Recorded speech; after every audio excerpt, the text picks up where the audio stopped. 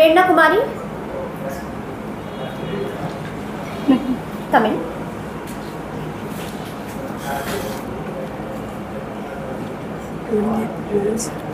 बैठिए। Thank you. अपने बारे में परिचय दीजिए। My name is Prerna Kumari. जी। I belong from Darbhanga district in Bihar, and I have done my 10th high school PU Bhojpur, and then 12th from RPM plus 2 school Sigrahata, and I have done my graduation from Dr. Kalam Agricultural College Kishanganj, which is under BAU Sabor. Okay, BAU Sabour. Sabour का कुछ invention भी है wheat और rice को लेकर, आप बता सकती हैं? सबौर ने कोई वैरायटी निकाली थी राइस को लेकर? राइस में सबौर अर्धजल है, सबौर श्री है। हाँ, ये सब वहाँ की राइस की वैरायटी है। ओके, राइस की वैरायटी। चलिए, बहुत अच्छा। तो आप जिस पोस्ट के लिए जा रही हैं, ये मुझे बताइए उसमें आपके फंक्शंस क्या होंगे? सर, उसमें मेनली जहाँ तक मुझे लगता है कि किसानों को जो भी योजना जो आती है गवर्नमेंट की तरफ से, उसका लाभ हम कैसे उन तक डायरेक्ट पहुँचाएँ, इसमें बीओ का बहुत बड़ा योगदान है। और भी कुछ? और अगर कोई भी नई स्कीम आई, जैसे कि मान लीजिए कि हम फील्ड डिमॉन्स्ट्रेशन वगैरह है, या फिर कुछ भी ऐसा नया टेक्नोलॉजी आया, तो उसके बारे में फार्मर को अवेयर कराना बीओ का बहुत बड़ा एक दायित्व है।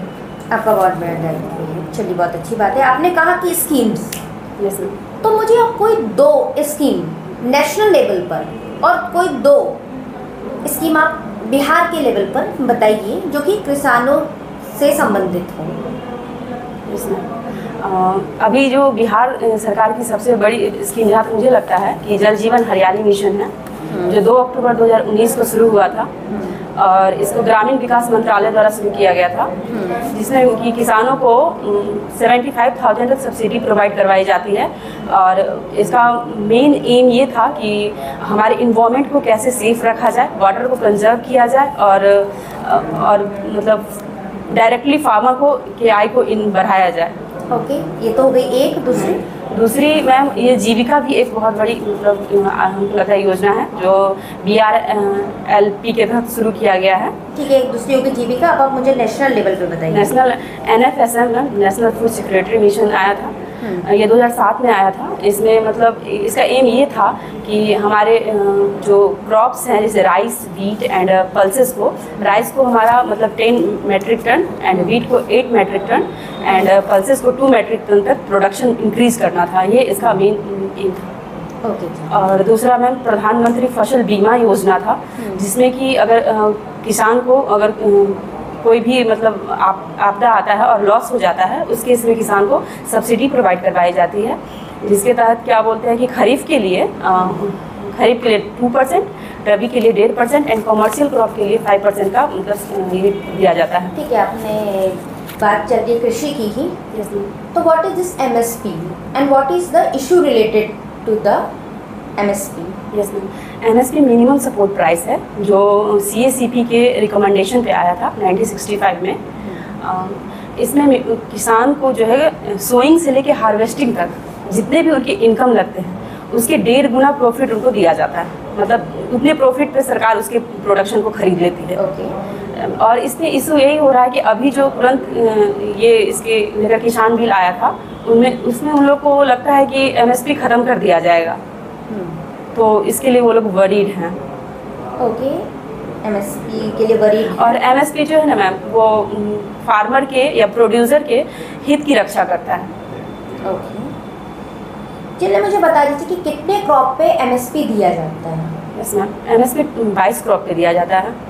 रबी का 12 क्रॉप है, खरीफ का 7 क्रॉप है, और कमर्शियल क्रॉप में 3 क्रॉप को दिया जाता है। ओके, कमर्शियल में 3 क्रॉप को दिया जाता है। शुगर केन में कितना MSP दिया जाता है? एक्चुअली मुझे इसका एग्जैक्ट आइडिया नहीं है, लेकिन अच्छा, शुगर केन को दिया जाता है MSP या नहीं दिया जाता है? मैम उसको FRP के दिया था। यस, उसको FRP की तरफ दिया जाता है। मैं देख रही हूँ कि आपकी हॉबी कुकिंग है। Yes ma'am. तो क्या क्या बना लेती हैं? एज ए हाउस वाइफ तो मैम लगभग सब कुछ बना ही लेते हैं, बट जहाँ तक मुझे अच्छा लगता है कि मैं गाजर का हलवा, बेसन का हलवा और मीठा ज़्यादातर अच्छा बना लेती हूँ। ठीक है। बेसन का आपने हलवा कहा है। यस ठीक है, बेसन कैसे बनता है? यस मैम, वो चिकपी को जो हमारे प्रोडक्शन होता है उसको दाल के रूप में कन्वर्ट करने के बाद उसको पिसाने के बाद हम उसको फ्लोर के तौर पे ये करते हैं हम। जो आपने कहा चिक पी आपका, यस मैम, ये मुझे बताइएगा वो खरीफ क्रॉप है या रबी क्रॉप है? चिकपी रबी क्रॉप है मैम। रबी क्रॉप है। क्या मुझे कुछ और एग्जांपल दे सकते हैं रबी क्रॉप का? यस मैम, रबी क्रॉप में आ जाएगा wheat, mustard, chickpea, P and okay. तो प्रेरणा कुमारी, Yes, sir. आपने ग्रेजुएशन कहाँ से किया हुआ? डॉक्टर कलाम एग्रीकल्चर कॉलेज किशनगंज। अच्छा, किशनगंज का बिहार के संदर्भ में लोकेशन क्या है? सर ये हमारा उत्तर पूर्व में आता है बिहार के। हाँ, तो उसका टैसेज जो है वो इंटरनेशनल बॉर्डर से है या Yes. नेशनल बॉर्डर कहाँ से उसका बॉर्डर लग शेयर करता है? मुझे जहाँ तक लगता है सर कि ये हल्का नेपाल को से ये करता है, टच करता है, और इधर वेस्ट बंगाल को ये टच करता है। अच्छा, तो ये बताइए कि आपने देखा होगा कि ग्लोबल वार्मिंग की समस्या सब जगह तो चल ही रही है, आपको पॉपुलेशन बढ़ रहे हैं, खद्दान की भी समस्या आ रही है। तो खद्दान के उसके निवारण जो है, जो समस्या है, तो उसमें बायोटेक्नोलॉजी का क्या योगदान हो सकता है उसमें? बायोटेक्नोलॉजी का बहुत बड़ा योगदान हो सकता है, क्योंकि बायोटेक्नोलॉजी के थ्रू ही लोग लैब में उसका ये करते हैं, रिसर्च वर्क करते हैं, और फिर उसके बाद उसको लैंड में ये करते हैं, भेजते हैं। तो इसी को लेकर के हमारे जो ICAR है वो लैब टू लैंड प्रोग्राम चलाए थे, ताकि मतलब जो भी लैब में जो रिसर्च हो रहा है वो फील्ड पे फार्मर के पास सही से जा सके। तो बायोटेक्नोलॉजी की जब बात कीजिएगा तो उसमें हम तकनीक की बात करते हैं। तकनीक में किस प्रकार के तकनीक के तहत हम किसी भी जो ट्रेडिशनल हमारे क्रॉप्स जो हैं, बीज जो हैं, उसको हम कन्वर्ट करके दूसरे फॉर्म में ला सकते हैं? यस सर, जैसे कि अगर मान लेते हैं कि हमारा फील्ड में कोई भी मतलब डिजीज़ है और डिजीज़ का इन्फेस्टेशन ज़्यादा है, तो उस केस में हम डिजीज रेसिस्टेंस वैरायटी को डेवलप कर सकते हैं। ठीक है, अगर उसकी कोई भी चीज़ में वो मान लेते हैं कि वो सस्टेनेबल नहीं हो रहा है, कोई इन्वायरमेंटल इफेक्ट के कारण उसका मतलब नहीं हो पा रहा है सस्टेनेबल, तो हम उस सस्टेनेबल जीन को ढूंढ करके, अगर वाइल्ड फॉर्म से ही हमारे सारे जीन मतलब अवेलेबल होते हैं, तो उस वाइल्ड फॉर्म से लेके उसको कल्टिवेटेड फॉर्म में कन्वर्ट करते हैं बायोटेक्नोलॉजी में, फिर उसके बाद हम फार्मर तक पहुँचाते हैं। क्या GM क्रॉप के 2-3 एग्जाम्पल आप बता सकते हैं? यस सर, GM मस्टर्ड अभी सब चर्चा में है, और GM cotton and GM brinjal भी था, बट अभी इंडिया में उसका कुछ खास योगदान नहीं है। क्यों सर? क्या क्योंकि कारण है कि सुप्रीम कोर्ट या फिर अन्य संस्थाएं जो है इस चीज़ को स्थानीय स्तर पर भी इसको अभी माने विस्तार करने का प्रयास नहीं किए जा रहे हैं? क्यों? जहाँ तक मुझे लगता है सर कि हम ब्रिंजल को डायरेक्ट कंज्यूम करते हैं, तो इस केस में सर वो थोड़ा हार्मफुल हो सकता है हमारे हेल्थ के लिए। और जहाँ तक रही GM कॉटन की बात, तो उसको हम कंज्यूम नहीं करते हैं, तो ये मतलब रिलायबल है। अच्छा, आपने सुना होगा कि आज हेल्थ को लेकर सभी लोग अवसर हैं आपको, और सभी स्तरों पे भी काम किए जा रहे हैं, इवन आपको एग्रीकल्चर में भी। तो उसी में एक जैविक कृषि आते हैं, जैविक कृषि। तो आप जैविक कृषि के इम्पोर्टेंस क्या है, उसका इकोनॉमिकल एस्पेक्ट क्या है, उसका हेल्थ एस्पेक्ट क्या है, उसके बारे में कुछ आप बताइए। Sir organic farming, sir organic farming में हम लोग मेनली फर्टिलाइज़र और केमिकल्स को लिमिटेड एक्सटेंट पे यूज़ करते हैं। ऐसा नहीं कि हम कह सकते हैं कि नहीं इसको हम नहीं यूज़ करते, उसमें करते ही हैं यूज़, लेकिन एक ऐसे मीटर पे यूज़ करते हैं जहाँ से वो हार्मफुल नहीं हो। और आप हमें जैविक कृषि की डेफिनेशन बताइए, जैविक कृषि है क्या?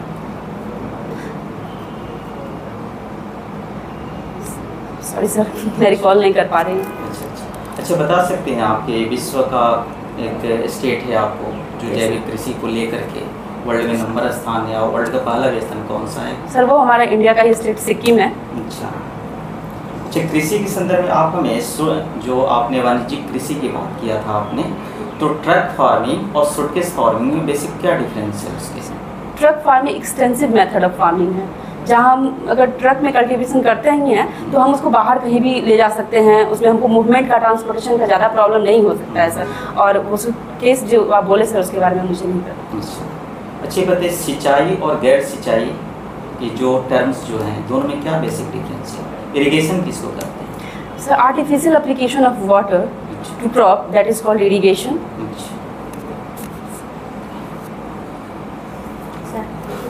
प्रेरणा, Yes, sir. प्रेरणा, जैसा कि आपने सुना होगा कि किसान एमएसपी को लेकर आंदोलन कर रहे हैं। Yes, sir. आप एज्यूम कीजिए कि भारत सरकार सभी फसलों पर एमएसपी दे देती है, तो इसका भारतीय अर्थव्यवस्था पर, राजकोष पर क्या प्रभाव पड़ सकता है?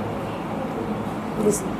अगर सर एमएसपी देते हैं हमारे भारत सरकार सारे फसल पर। सारे फसल पे, तो इसका कुछ पॉजिटिव इम्पैक्ट भी हो सकता है और कुछ नेगेटिव इम्पैक्ट भी हो सकता है। बताइए। जैसे कि हमारे मतलब कुछ ऐसे कमोडिटीज़ हैं जो तुरंत डिग्रेडेड हो जाते हैं, जैसे में वेजिटेबल्स वगैरह हैं।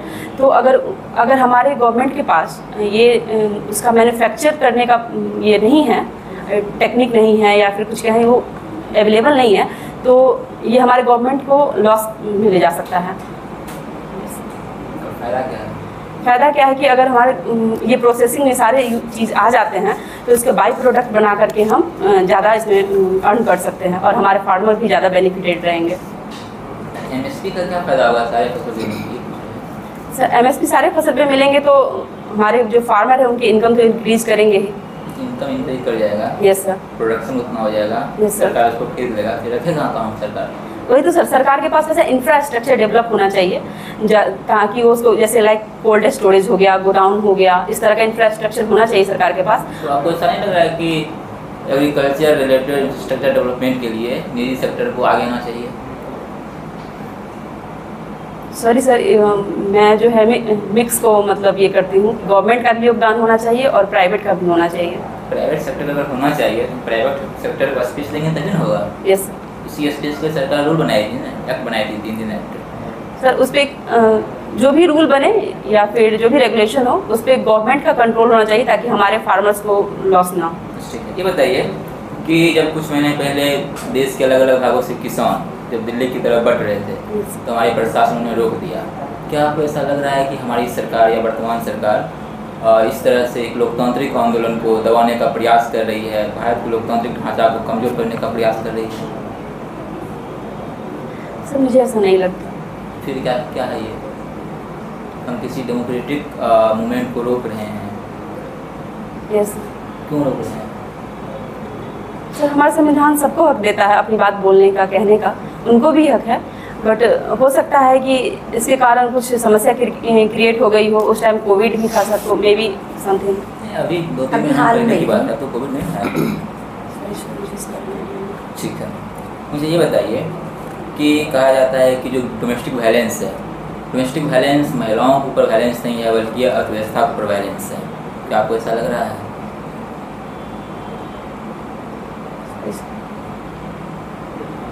जैसा कि वर्तमान सरकार का एक बहुत बड़ा विजन है कि भारत को 2047 तक हम दुनिया की नंबर 1 इकोनॉमी बनाएंगे। क्या आपको ऐसा लग रहा है कि बिना महिलाओं को आगे किए हम दुनिया की नंबर 1 इकोनॉमी बन पाएंगे? सॉरी सर, इसमें लगता है कि मुझे महिलाओं का योगदान होना चाहिए। बिना महिला के योगदान होने से ये उतना बड़ा इकोनॉमी नहीं बन सकता है, क्योंकि 50-50 अगर इक्वल दोनों का पार्टिसिपेशन रहेगा तो हो सकता है कि हमारा देश पहले भी उस लक्ष्य को हासिल कर ले। ओके, मान लीजिए कि आपको ये पोस्ट मिल जाती है। यस। कृषि मंत्री आपसे पूछते हैं कि बताइए मुझे 3 ऐसी समस्या बिहार की जो किसी क्षेत्र में आपने देखी हो, जिसका आप अभी इमीडिएट सोल्यूशन चाहती हो, तो ऐसी कौन सी आप 3 समस्या बताना चाहेंगे उनको? सबसे पहले मैम कि बिहार में बाढ़ की सबसे बड़ी समस्या है और सुखाड़ की समस्या है। उत्तर भारत में जो है बाढ़ आ जाती है और दक्षिण भारत सुखाड़ से ये है ग्रसित है। तो इस केस में मैम नदी जोड़ परियोजना का ज़्यादातर ये यूज़ किया जाए ताकि मतलब जो सूखा क्षेत्र है वहाँ पानी का अवेलेबल हो और सिंचाई अच्छे से हो सके। ओके, ठीक है। 147 से हो गई आपकी रिलेटेड। Yes ma'am. दूसरी मैम माइग्रेशन ऑफ पीपल। आपको कृषि में बताना है। यस मैम, अगर हमारे मेल जो फार्मर्स है वो अगर माइग्रेट कर जाते हैं अदर डिस्ट्रिक्ट में, तो उनके बिहाफ में महिलाओं को काम करना पड़ता है। यस मैम, तो अगर वो लोग भी इसमें रहें तो मुझे लगता है कि ये ज़्यादा सही रहेगा। ठीक है। तीसरी मैम वुमेन एम्पावरमेंट भी होना चाहिए, क्योंकि मुझे लगता है कि आपको नहीं लगता आपके दोनों पॉइंट कॉन्ट्रडिक्टरी हैं? आप एक तरफ कह रही है कि मेल को नहीं जाना चाहिए वरना फीमेल को उतर के काम करना पड़ता है। यस मैम, अगर मेरे कहने का मतलब ये है मैम कि अगर मेल भी रहें तो उनको एम्प्लॉयमेंट जनरेशन में ज़्यादा मतलब ये मिल सकता है। अच्छा, मुझे ये बताइए कि कृषि में भी एक बेरोजगारी है। यस मैम, कई तरह की बेरोजगारी होती है, आपने पढ़ा होगा। किस कृषि के क्षेत्र में, एग्रीकल्चर में किस तरह का अनएम्प्लॉयमेंट है, बेरोजगारी है? मैम चलिए मुझे बताइए कि आप ही अपने महिलाओं की बात की और किसानों की बात की। महिला किसान आपने बहुत कम सुने होंगे। ऐसा क्या है कि जो महिला किसान नहीं बनना चाहती हैं? फर्स्ट उसमें महिला किसान नहीं बनना चाहती है। महिला किसान हम लोग जनरली नहीं देखते हैं, पुरुष को ही देखते हैं। इसका सबसे बड़ा कारण किसको मानती हैं?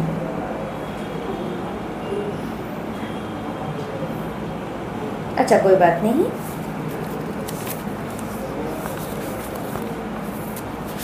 आप मुझे अपनी 2 खूबी ऐसी बताइए जिससे आपका सिलेक्शन हो जाए, हम लोग कन्विंस हो जाए कि आपका सिलेक्शन होना चाहिए इस पोस्ट पर। रिलैक्स रिलैक्स, आराम से।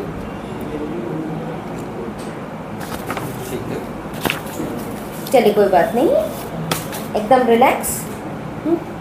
Take a deep breath. अपनी 2 अच्छी बातें बताइए, ठीक है, जो को अच्छा लगता है कि लोग आपसे कांटेक्ट करें। ये 2 अच्छी बातें जैसे हैं कि मैं बोलती अच्छा हूँ, मेरे में लीडरशिप क्वालिटी है, इस पर आप में भी अच्छी होगी कुछ क्वालिटी। और एक ऐसी निगेटिव क्वालिटी बताइए जो कि आप सुधारना चाहती हो अपने में। सर, पहले मेरे अंदर पॉजिटिव की बात करती हूँ मैं। हाँ, पॉजिटिव की बात कीजिए। मैं डिसीजन अच्छे से ले सकती हूँ और अपने कामों में जो है लोगों का योगदान ज़्यादा है कर सकते हैं, तो आप दूसरों की हेल्प ज़्यादा कर सकते हैं। चलिए, और कोई निगेटिव पॉइंट जिसको आपको सुधारना हो? मैं थोड़ा साई टाइप की, कभी लगता है कि मैं अच्छा, आप introvert type? Yes ma'am. Okay, चलिए बहुत अच्छी बात है, आपका इंटरव्यू समाप्त हो। आ जाइए, बैठ जाइए। अब इंटरव्यू ख़त्म हो गया है, इसलिए अब डरने की ज़रूरत नहीं। 2-3 चीज़ें। आपका फर्स्ट टाइम था इंटरव्यू का? किससे पहले इंटरव्यू दिया है? फर्स्ट है ना?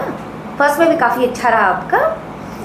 देखिए, नॉलेज आपके में है, आपने पढ़ाई की है, जिस यूनिवर्सिटी से पढ़ाई की जान रही हूँ, आपने पढ़ाई की है। चिट ले जाने वाला वो नहीं है, अगर होता वो होगा ही, तब भी आपने पढ़ाई की है। ये ऑन कैमरा में बोल रही हूँ। दूसरा ये है कि अगर आप लोगों को कभी फ़ोन ना उठे तो समझ लीजिएगा कि मैम इंटरव्यू में बिजी थी। एनीवे, ग्रीटिंग आपका जो था, गुड मॉर्निंग गुड आफ्टरनून समय देख के करना है। मैं कमेंट पूछ के आप आई, उसके बाद आप गुड मॉर्निंग गुड आफ्टरनून भूल गई, इसका ध्यान रखना है। yes, ठीक है, एंट्री पे। दूसरा, मुझे लगता है इस सब का प्रयोग नहीं करना। ठीक है, लगता है इसलिए तो आप बोल रही हैं। दूसरा, मैंने आपसे पूछा था योजनाएं बताने के लिए नेशन वाइज और स्टेट वाइज। आपने क्या किया? स्टेट वाइज बताई, नेशन वाइज बताई। यस, ठीक है, तो क्रम को याद रखिए कि आपसे किस सीक्वेंस में पूछा गया। उसके बाद एक्स्ट्रा नहीं बताना है कि एमएसपी अच्छा है बुरा, बस जितना है पूछा गया उतना बोलना है, टू द पॉइंट बोलना है। उसके बाद है कि सर ने जो पूछा कि रोका गया है, तो उसका सीधे बोलिए पब्लिक ऑर्डर। आर्टिकल 19 में एक तो ये क्लॉज लगता है ना, रिस्ट्रिक्शन का ग्राउंड, पब्लिक ऑर्डर। तो पब्लिक ऑर्डर डिस्टर्ब करती, इतनी भीड़ घुस जाती दिल्ली में, तो पब्लिक ऑर्डर डिस्टर्ब होता ना। यस मैम, ये सीधे आप सीधे बोला पब्लिक ऑर्डर। ठीक है, बाकी आपका बोलने का तरीका अच्छा है, बाकी नॉलेज है आप में, कॉन्फिडेंस दिख रहा है, घबराना नहीं है। ठीक है, नहीं आ रहा है सॉरी बोल दिया, सारी चीज़ें आती रहे ऐसा ज़रूरी नहीं। 10 में से 4 का आंसर देके भी लोग क्वालिफाई करते हैं। क्लियर? तो उसमें कोई घबराने वाली बात नहीं है। पहला इंटरव्यू है, 2-4 बार और आप देंगी और कॉन्फिडेंस आएगा। ठीक है, और जब आई कांटेक्ट आप बना, तो मैं क्योंकि आपके आसपास और कोई नहीं बैठा, लेकिन अभी 3-4 बैठे होंगे, तो मैं उनको भी आंसर बताऊंगी, साथ में और लोगों को भी देखते, जैसे टीचर देखते थे कैसे, यस, वो बीच बीच में और को भी देखते हैं ना, यस, इसी तरीके से आपको कांटेक्ट करना है। ठीक है, बाकी वही सब ठीक है। थोड़ी सी नर्वसनेस जो है ना, इसको कंट्रोल करना है। जैसे कि आपने बीच में बोला समस्या के लिए तो टोटल नॉर्थ इंडिया आपको फ्लड अफेक्टेड नहीं है, आपको टोटल नहीं है आपको। हाँ, बिहार के कंटेक्स्ट में पूछा जा रहा है, तो उत्तर बिहार मेरा फ्लड अफेक्टेड है, साउथ जो है फ्लड है आपको, और आपने क्या किया टोटल नॉर्थ इंडिया और साउथ। सॉरी सर, एक्चुअली मैं बोलना चाह रही थी, हाँ, और मेरे बात ट्रांसलेट हो गया सर। नहीं, वही बात मैं बोल रहा हूँ, तो जो थोड़ा सा जो नर्वसनेस के कारण हो जाते हैं। Yes, sir. बाकी जो आपका एप्रोच लेवल है, बाकी बॉडी लैंग्वेज, टोन लैंग्वेज सब ठीक ठाक चल रहा है। वही आई कांटेक्ट की थोड़ी सी समस्या थी, बाकी परफेक्ट जा रहा है सब। सर कॉल आ रहा है तब से।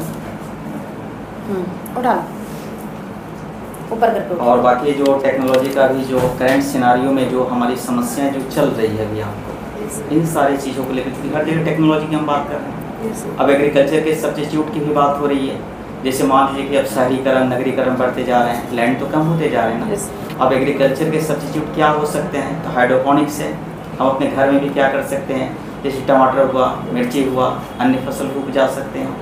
ग्रामीण क्षेत्रों में क्या है कि फ्लड्स आ गई, आपको मिट्टी नहीं है, तो ये सब एग्रीकल्चर के जो टाइप्स जो हैं कुछ आपको करंट में रखें, क्योंकि जो परिस्थिति जिस काल समय में हम जीते हैं उसके इर्द गिर्द में हमें क्या विकल्प मिल सकता है, उन सारी चीज़ों को आपको, बाकी सब ठीक है। ठीक है।